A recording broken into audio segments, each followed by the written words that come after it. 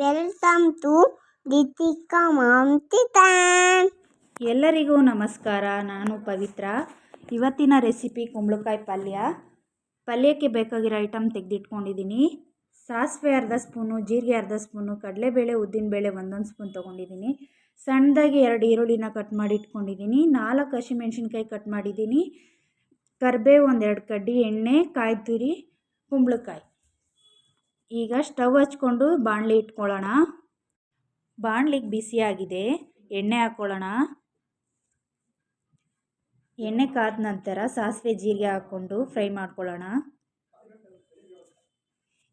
ಈಗ ಫ್ರೈ ಆಗಿದೆ.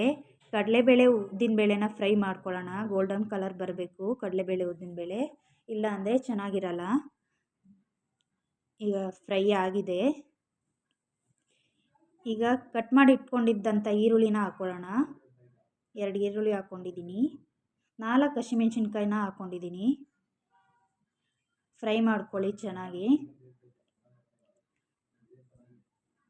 ಈರುಳ್ಳಿ ಚೆನ್ನಾಗಿ ಫ್ರೈ ಆದ ನಂತರ ಕರಿಬೇವು ಹಾಕ್ಕೊಳ್ಳೋಣ. ಸ್ವಲ್ಪ 1-2 ಕಡ್ಡಿ ಕರಿಬೇವು ಹಾಕಿದ್ದೀನಿ. ಫ್ರೈ ಆದಮೇಲೆ ಸ್ವಲ್ಪ ಹಿಂಗನ್ನು ಸೇರಿಸ್ಕೊತಾ ಇದ್ದೀನಿ. ಹಿಂಗೆ ಹಾಕೋದ್ರಿಂದ ತುಂಬಾ ಟೇಸ್ಟಿಯಾಗಿರುತ್ತೆ, ಫ್ಲೇವರು ಚೆನ್ನಾಗಿರುತ್ತೆ. ಅದಕ್ಕೋಸ್ಕರ ಹಿಂಗೆ ಹಾಕಿದ್ದೀನಿ. ಕುಂಬಳಕಾಯಿನ ತೊಳೆದು ಕಟ್ ಮಾಡಿ ಇಟ್ಕೊಂಡಿದ್ವಲ್ಲ, ಅದನ್ನು ಸೇರಿಸ್ಕೊತಾ ಇದ್ದೀನಿ. ಅರಿಶಿನ ಪುಡಿನೂ ಸ್ವಲ್ಪ ಹಾಕೋತಾ ಇದ್ದೀನಿ. 1 ಟೇಬಲ್ ಸ್ಪೂನ್ ಹಾಕ್ಕೊಂಡಿದ್ದೀನಿ. ಒಂದು ಅರ್ಧ ಕಪ್ಪಷ್ಟು ಕಾಯಿ ತುರಿನೂ ಈಗಾಗಲೇ ಸೇರಿಸ್ಕೊಬಿಡ್ತೀನಿ ನಾನು. ನೀವು ಕೊನೆಯಲ್ಲಿ ಬೇಕಾದರೂ ಹಾಕೋಬೋದು. ರುಚಿಗೆ ತಕ್ಕಷ್ಟು ಉಪ್ಪು ಹಾಕ್ಕೊಂಡು ಬೇಯಿಸ್ಕೊಳ್ಳೋಣ. ಸರಿಯಾಗಿ ಮಿಕ್ಸ್ ಮಾಡಿ. ದೋಸೆ, ಪೂರಿ, ಚಪಾತಿಗೆ ತುಂಬ ಒಳ್ಳೆ ಕಾಂಬಿನೇಷನ್ ಇದು. ತುಂಬಾ ಚೆನ್ನಾಗಿರುತ್ತೆ.